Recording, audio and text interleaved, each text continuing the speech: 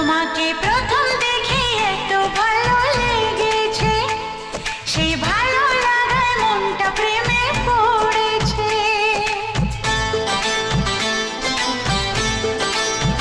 তোমাকে প্রথম দেখেই এত ভালো লেগেছে, সেই ভালো